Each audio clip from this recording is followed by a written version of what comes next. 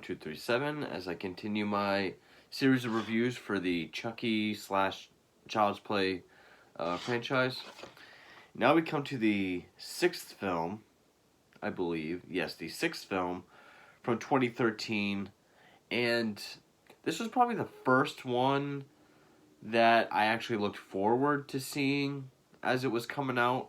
Because I was just a kid when Bride came out. I did not care to see Seed when that came out. But this one, just on the trailer alone, I was kind of sold, save for how Chucky looks, which I'll get into. It is kind of a return to the roots of what the series was. And actually has a very reboot feeling to it. Just with how different the story is, going back to how dark it is, and really what it does with the lore of Charles Lee Ray. It really does feel almost like a reboot. And it's 2013's Curse of Chucky. Now, I know that this one is probably a major hit or miss for people, because I know it was fairly well received, especially for the ones, at least the ones titled Chucky. It was, it has a 76 on Rotten Tomatoes. Some people have called it one of the better, direct-to-video horror sequels, which I probably would agree with. But probably the most shocking thing about it is it was once again written by Don Mancini. Sixth film. He wrote this one as well. And this is his second one directing. He directed Seed of Chucky. He directed this. He would go on to direct Cult of Chucky. But his direction in this is a night and day difference from Seed. Seed just looked like a laughable, almost direct-to-video comedy. It was a comedy. This feels more theatrical, more atmospheric. Definitely, there's some tension that builds. It looks like he's actually doing something with the camera or trying, especially with the music. The music is great as well. There's definitely a lot to like about this film. And it is kind of a mixed bag because as much as I do like this film, there are plenty of things I could say either don't make sense or I'm not sure why they went that route. But I can say it is one of the better films, especially ones that are titled Chucky. Because I've said before, I've always considered Child's Play and Chucky to be two separate franchises. I mean, it's all the same franchises, but two separate tones, two different feels. And I would say this is probably the best film since Child's Play 3. I do like this more than Bride. I would say Bride might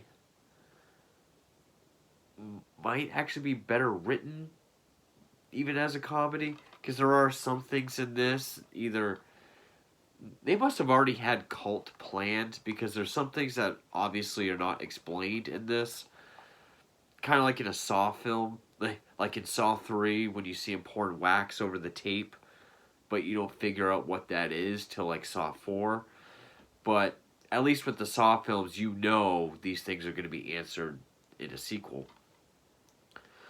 So, definitely one of the highest bits of praise I can give this, surprisingly, is to Don Mancini for his direction, especially considering, how awful Seed was.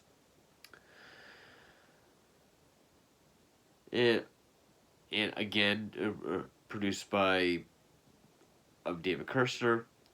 Now, one very welcome surprise is the lead played by Fiona Dourif, Brad Dourif's daughter.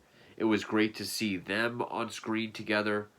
Of course, you don't see Brad Dourif in person on screen with her, but you do get Brad Dourif as Charles Lee Ray in some backstory in this, which I thought it was interesting, but at the same time, where it does tie in with Seed and everything since Bride, which was a very unpleasant surprise at the end of this one. I still don't like. It does make the backstory kind of questionable. Uh, Danielle Basutti, Brennan Elliott, Maitland McDonald, A. Martinez, Chantal Quesnel, Summer H. Howell, Michael Marshall did the cinematography.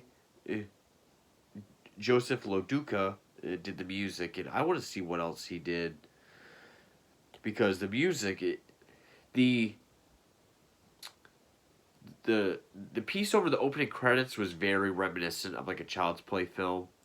Child's Play.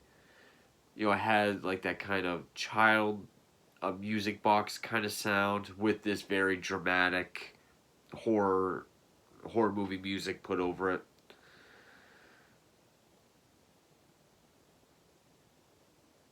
Oh, okay. He did the Evil Dead, Evil Dead 2, Army of Darkness. Okay. Uh, he did that crappy Boogeyman film from 2005, and Boogeyman 2, Curse of Chucky, Ash vs. Evil Dead, Cult of Chucky, Bad Samaritan, Chucky TV series, and Evil Dead the game. Okay. Well, that's still pretty cool. But yeah, the music really worked for me. Especially there's this one sequence where the music is just constantly building up. It's building up when we see Fiona Dourif doing something, and it cuts back to what her sister is doing as she figures out stuff about Chucky.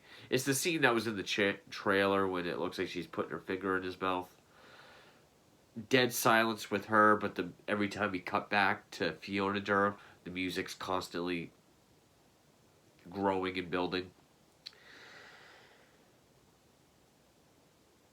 Now, apparently, so yeah, I guess Mancini and Kirshner wanted to do more of a remake or a reboot because of the high demand of fans wanting a horror film as opposed to a comedy film for Chucky. And they did announce that there was going to be a remake in, I think, 2008, but then a spin-off was planned. Brad Dourif confirmed he was going to be in the remake. Now, I don't know if this was that remake and it just ended up being a sequel, or if they were talking about the actual remake itself and then it went through all the changes that it had. But, no, I thought all the acting was fine, but I thought Fiona Dourif was, I was going to say serviceable, but she actually was pretty good. I will say that, and I don't remember Cult very well, but this is probably the film that gives Brad Dourif the least amount to do as Chucky. I mean, throughout most of the film, where he only gives like a one-liner, it's not until much later does he actually start talking. But it feels like he has a lot less to do, and maybe it's because they don't focus on him as much. It's a lot like the first film, where like in the first film it was like POV or just showing his hands or his feet, really building up towards that first reveal. You stupid bitch, you filthy slut. Here it's kind of like that, but not quite as well pulled off. And the look of Chucky is awful. I will say that. And by that, which oddly enough, I will say, I've never really been a fan. And yeah, I had to take his hand off for this one because I bought him used. This actually is Curse of Chucky. But I've never been a fan of the Frankenstein monster stitched together look. But here in this film, the regular look of Chucky, I thought looked so terrible and so laughable. Not intimidating or scary at all. that when we do get to this part of the film, he actually looks good. He does look a lot better. I do think that the stitches and wounds are a lot more subtle in this film. Not quite as drastic as in Bride of Chucky. And yeah, I know it's because he's got makeup covering it up, but it really shouldn't change how much his face, how different it makes his face look. But and I mean, you go watch any trailer, especially the scene where the girl has him under the blanket with the flashlight. Chucky looks awful. This is one of the worst looking Chuckies. And even when it's just like he kind of like a neutral mode when he's just sitting there and he's a doll, it doesn't quite have that Cabbage Patch look as the older films. And I think this might be the first film to do it since the original. That idea of the longer he's in the doll body, the more human he looks. And not just that he bleeds and can feel pain, but like if you go back to the first film, it looks like he's sweating. He's got like rings around the eyes, bags under his eyes. You know, he looks like he's actually turning more human. Because with this, after that stupid makeup comes off of him, it looks like he's got like the bags under his eyes and rings, and his texture starts to look a bit more fleshy than plastic. I did like that. And basically the story is this package gets sent from an evidence room to this woman who lives with her daughter, Fiona Durf, who is in a wheelchair. They live in this beautiful Gothic mansion, which I love. I love the look of the mansion. I love the setting. It's very Hitchcockian. It's got strong psycho vibes, especially with this creepy old elevator. They get the package of Chucky. The mother gets killed. And then I do like what they do with the opening credits, where the camera just pulls back. We see Chucky sitting there. We get the credits, and in the background, out of focus, is Fiona Durf, you know, sort of kneeling over her dead mother. And then the camera goes around Chucky. So then when we come back around, it's the next day, and there's police around the body. I thought that was cool. And I really like the opening credit music. So then her immediate family arrives, I guess for the funeral, which we have her sister, Barb, who is just a bitch. Her husband, their young daughter Alice, their nanny, and then a priest is there as well. And the young girl Alice finds Chucky, takes a liking to him. Fiona Durf gives Chucky to her. Sorry, my nose itches. And this, and I never really noticed it before this watch through. It's like each film has that one character that is just deplorable and insufferable. And in this case, I would say it's Barb, because I mean, she's trying to get Nika, that's Fiona Durf, to sell the house and go live in a home somewhere. She's like, but this is my home. And she's like, well, you know we've been struggling. We have to send Alice to public school. And she's like, you have a live-in nanny. Like, I think you're fine. And it tries to make it seem like the husband is having an affair with the young, beautiful nanny. Spoiler alert, the wife is. And throughout most of the film, there's not a whole lot of Chucky action. If it is, it's just kind of like the first film, POV, showing his feet or his hands. He puts rat poison in the pasta that they're all eating.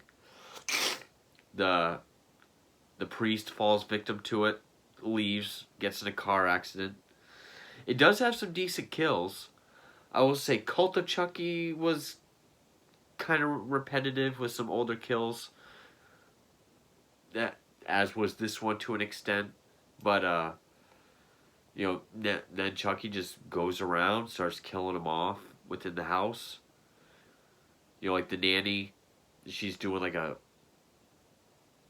I don't know, like a Skype call with the wife, Barb, and they're kind of doing sexy things to each other. And there's a bucket for the leaky roof, and Chucky kicks the bucket. The water goes over to the outlet, and it electrocutes her. I love the music in that sequence too. There is CGI on her face as she burns, but when she falls down and it looks like her eyeballs sticking out, I thought that was cool.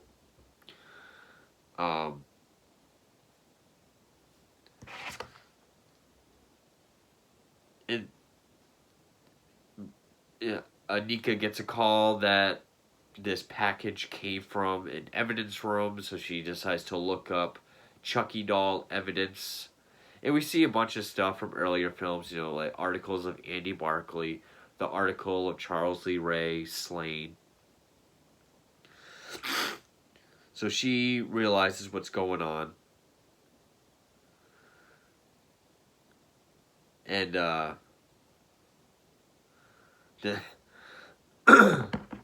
the husband reveals to Barb that he's going to take the daughter away from her because he knows about the affair with the nanny, because he put a camera in Chucky. There's a misunderstanding between her and Nika about the doll. She's trying to say it's dangerous. She's saying, oh, you knew about the camera? But then you get that great sequence because the power's out from when he kicked the water bucket, so she can't use the elevator. But I do like the scenes that are juxtaposed where it's Barb up in the attic with Chucky because she's looking for Alice, and Nika trying to reach her, going up these huge flights of stairs. But when it shows Barb, there's no music, and then with Nika, it's constantly building. I really like that. And yeah, I'm sure people will say these characters are stupid because, she goes to check Chucky out, and in his overall, she pulls out a knife, and then she sets the knife and Chucky down beside each other, which, in all honesty, I don't think that's a stupid choice, because who would think the doll's going to do anything? What was stupid is when she notices some stuff on his face, so she peels away this latex makeup to reveal his scars, and then she goes to stick like her finger near his mouth. He goes to bite her.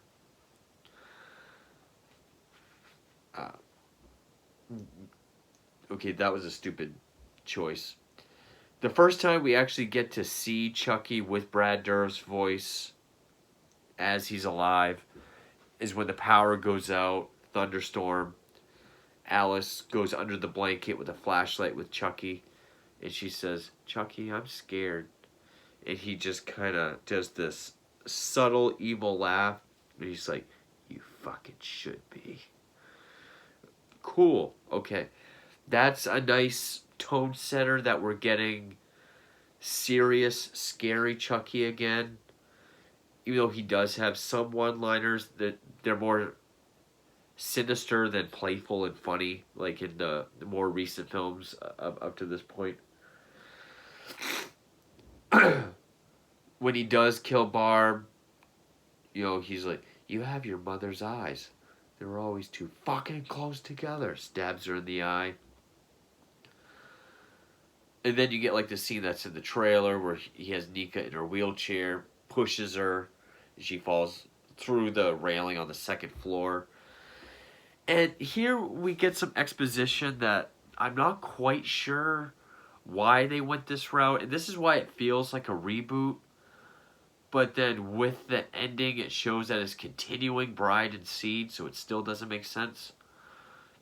Where when Nika's mother was pregnant with her, and Barb's the older sister, and their father was still alive, there was some event, a mutual friend introduced Charles Lee Ray to them, then their father died, implying he killed him.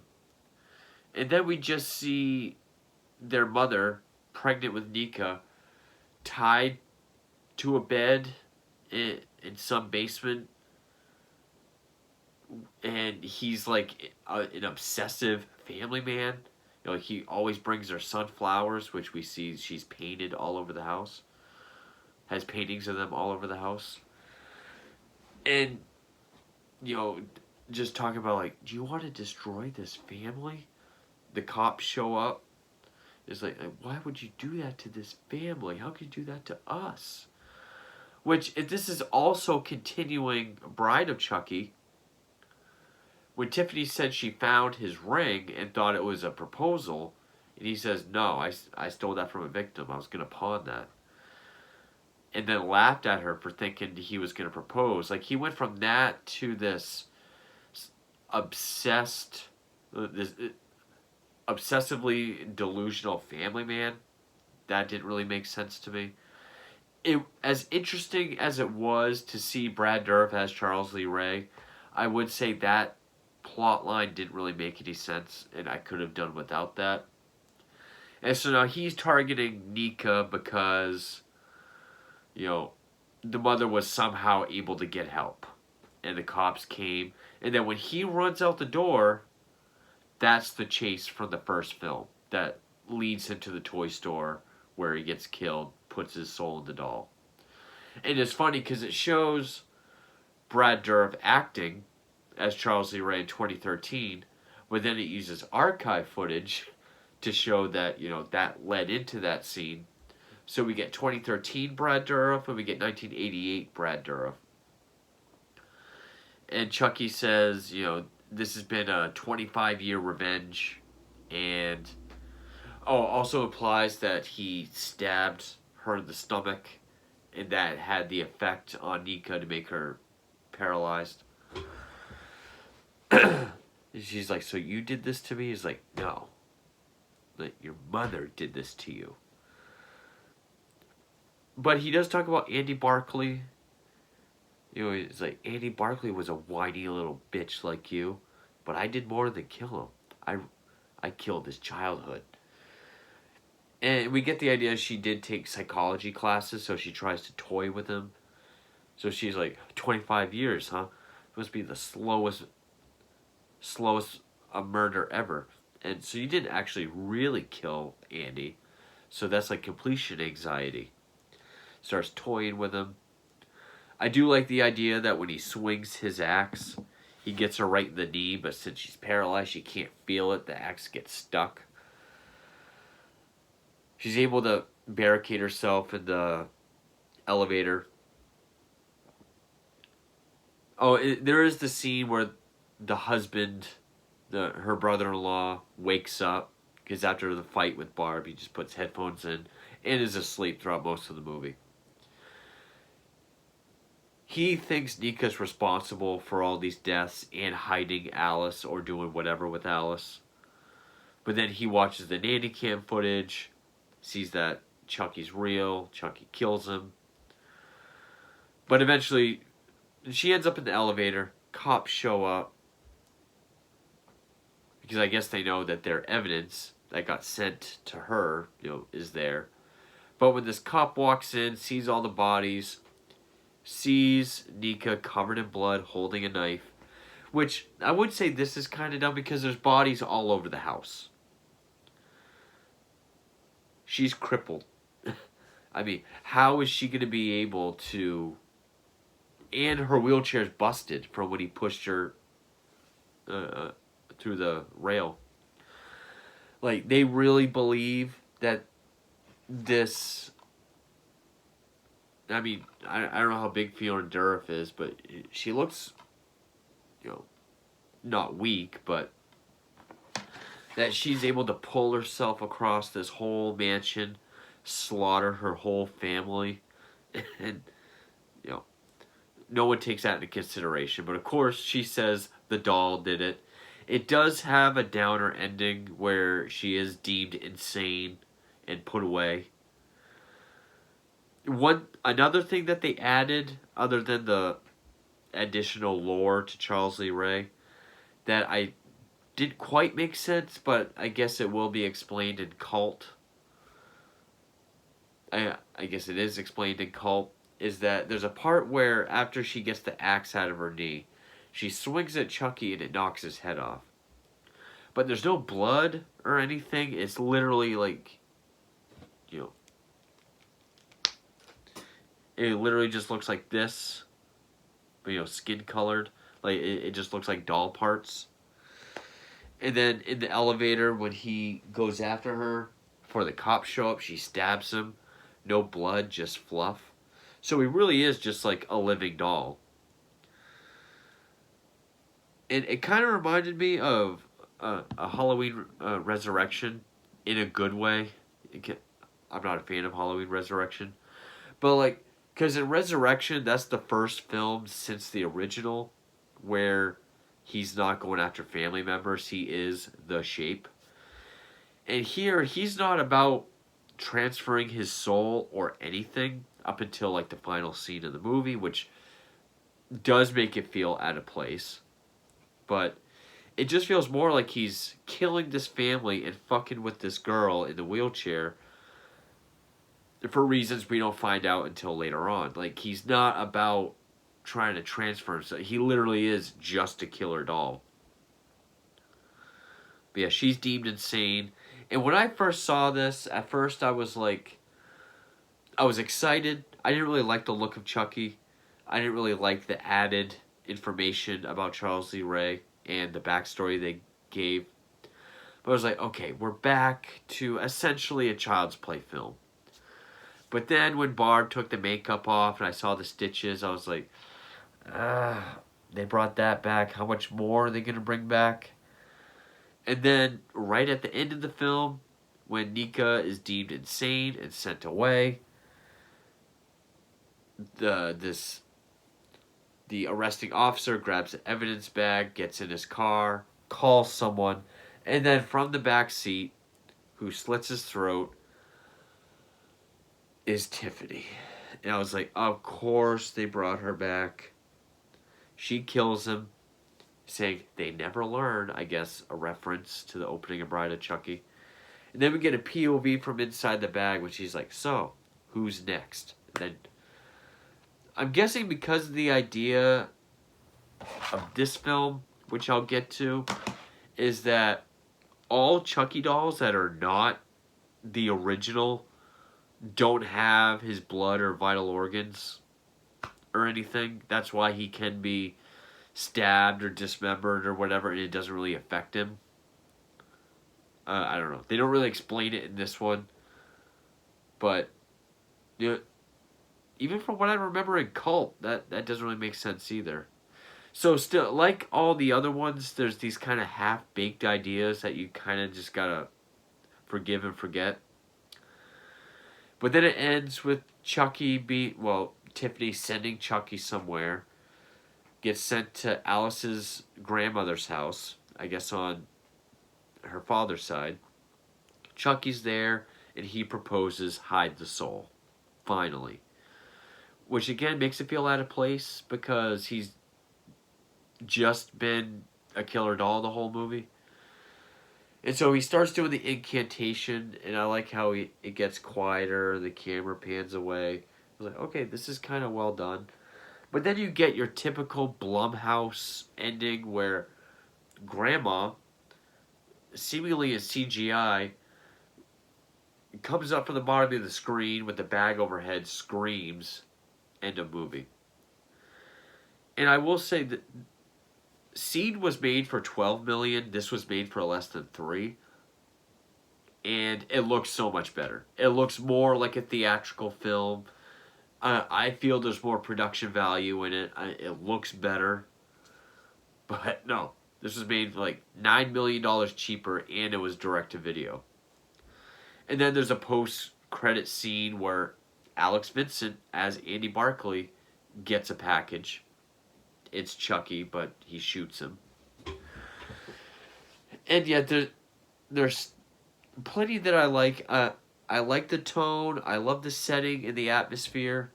I do like the slow burn nature of it. It does make it feel more like the first film. It's not quite as going crazy with the concept of the killer doll of, say, Child's Play 2 or the rest of them. They do kind of keep him a little secret or not showing him too much up until a certain point. Love the music. I love how the music's used. Yeah, I don't like the look of Chucky. And I will say, even this is better than how he looks in like the first half. Even though I'm not a fan of the Frankenstein monster Stitch look, he does look much better like this than he does without, when he looks normal again. Just because his design is so ugly looking and just wrong. It does not look right at all. I like the acting, especially Fiona Dourif. I will say this is the best one since 3. It's miles better than Seed. I would say I enjoy it more as a movie than Bride. And yeah, there are some half-baked ideas that don't make sense. I don't care for the additional backstory for Charles Lee Ray. The whole idea of like, well, how come this Chucky doesn't bleed or anything? How come he can be, beat up and not really be hurt? Then bringing Tiffany back. But then again, there's no Glenn or Glenda. Like, it's just those two again. And yeah, it seems like they really had 2 movies of ideas, but they saved a lot of it for this one. Which that one is the direct sequel to this. With great scenes like, Chucky, I'm scared. And then his laugh, you fucking should be. Great scene, great first scene reveal of Chucky for this film. Just the look of him was distracting and not that great. But judging by how much I dislike Seed and how bad Seed was, the biggest compliment I could give would be Don Mancini's direction. It does seem like a night and day difference as far as his directing goes from Seed to this. And I mean, Seed just seemed like almost made like a Netflix comedy, or it reminded me just the tone of it, the look of it, kind of like a not as bad as like the Friedberg Seltzer movies, or like a later Adam Sandler movie, but close. This had good atmosphere. It did have good. I did feel a sense of build up. Bit of a downer ending, but it leads into the next one. Always disappointed whenever Tiffany shows up, and yeah, it definitely feels like there weren't a bunch of there were some ideas that weren't fully thought through yet. But with the Don Mancini Chucky film, you're gonna get that. But yeah, I can't. And I was worried about how I was gonna feel about it because I'd only seen it once 9 years ago when it first came out. But I will say that this is the best since Child's Play 3. So I've got one more to rewatch, Cult of Chucky, and I got to do that, and then I still have to do Child's Play 2. Which I skipped because it's the one I'm most familiar with, and a lot of these I just bought and haven't seen in years, so kind of want to rewatch these first. But there was one other thing not related to this that I'll probably do before I get to Child's Play 2. We'll see. Just because it's something I've wanted to see. But so that's Curse of Chucky, and thank you for watching.